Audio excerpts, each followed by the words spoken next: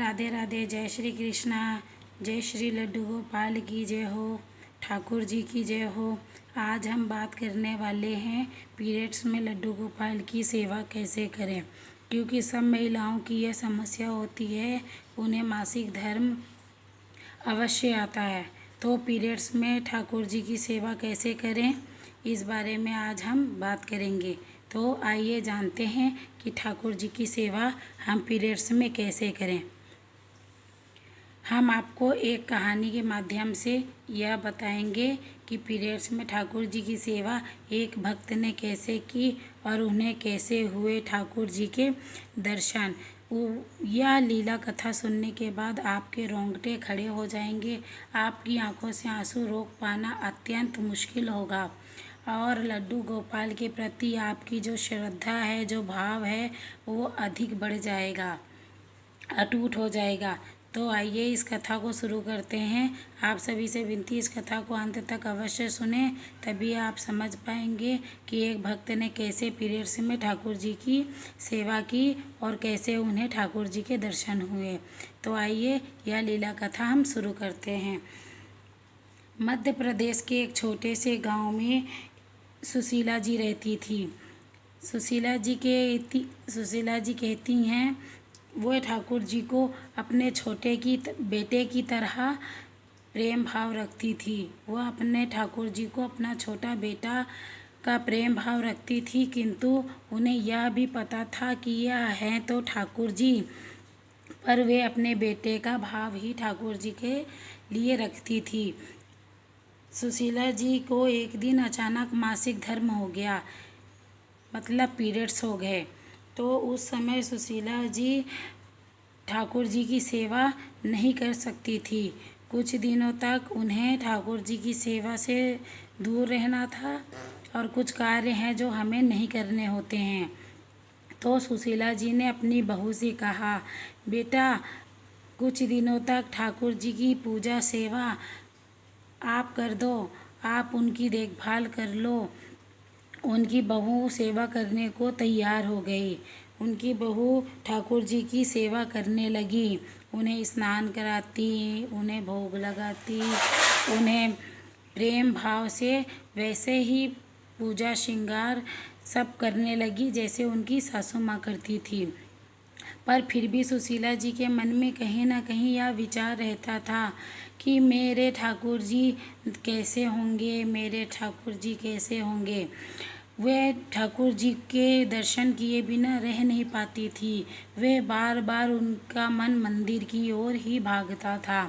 तो सुशीला जी मंदिर के बाहर से ही ठाकुर जी के दर्शन कर लेती और मंदिर के बाहर बैठकर ठाकुर जी के भजनों को गुनगुनाती रहती, राधे राधे नाम जपती रहती। तभी फिर भी उनके मन में यही विचार रहता था, बार बार उनका मन मंदिर की ओर ही दौड़ता था। उनको एक दिन ठाकुर जी की इतना ज़्यादा ठाकुर जी के प्रति प्रेम आया और वे मंदिर के बाहर बैठे बैठे ही फूट फूट कर रोने लगीं कि मैं अपने ठाकुर जी का स्पर्श नहीं कर पा रही हूँ, मैं अपने ठाकुर जी की सेवा नहीं कर पा रही हूँ, ठाकुर जी की सेवा से मैं वंचित हो गई। ऐसा कहकर वह फूट फूट कर रोने लगी। रोते रोते उनकी आँख लग गई, उन्हें नींद आ गई। तभी उन्हें स्वप्न में ठाकुर जी एक छोटे से सुंदर बालक के रूप में दर्शन दिए और बोला, मैया, ओ मैया, आप चिंता क्यों करती हैं? आप मुझे पुत्र की तरह स्नेह करती हैं, आप मेरे को स्पर्श नहीं कर सकती तो क्या हुआ? आप मुझे मन से, दिल से हमेशा आपके मुंह में मेरा ही नाम रहता है। मैंने कुछ खाया कि नहीं खाया, कुछ पिया कि नहीं पिया, ना जाने मेरे ठाकुर जी कैसे होंगे। पूरे दिन आपके मन में यही विचार चलते रहता है। आपने मेरा प्रेम भाव से, सच्चे हृदय से मेरी सेवा की, आप मुझे पुत्र की भांति मानती हैं। मैया, मैं आपकी सेवा से अत्यधिक प्रसन्न हूँ। इतना कहकर लड्डू गोपाल मैया को दर्शन दिए और सुशीला जी उठकर बैठ गईं। अगले दिन सुशीला जी उठते ही फूट फूट कर रोने लगीं कि मेरे लाला, मेरे लड्डू गोपाल, मेरे ठाकुर जी ने मुझे दर्शन दिया। और ठाकुर जी के प्रति उनकी श्रद्धा भाव और जो विश्वास था वो और भी ज़्यादा अटूट हो गया और वे ठाकुर जी के प्रति और ज़्यादा समर्पित रहने लगी। ठाकुर जी ने भी उन पर खूब कृपा करी और ठाकुर जी ने उनकी बहू को एक पुत्र भी दिया जिनका नाम उन्होंने लड्डू रखा था। लड्डू बहुत ही प्यारा था और लड्डू भी ठाकुर जी के प्रति वैसा ही प्रेम भाव रखने लगा जैसे उनकी मम्मी और उनकी दादी रखते थे।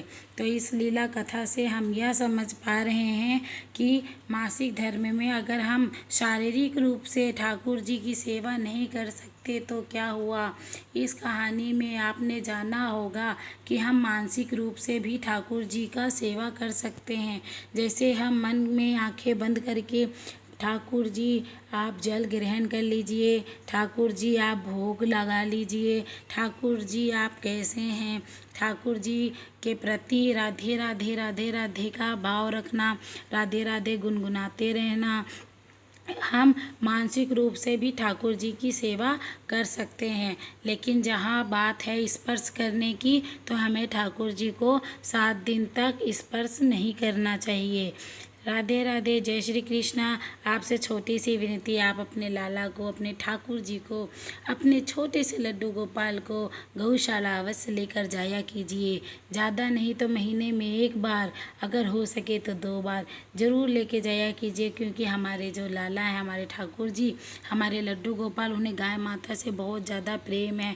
आप जिस दिन लड्डू गोपाल को गौशाला लेकर जाएंगे उस दिन देखना आपके ठाकुर जी कितने ज़्यादा प्रसन्न होंगे।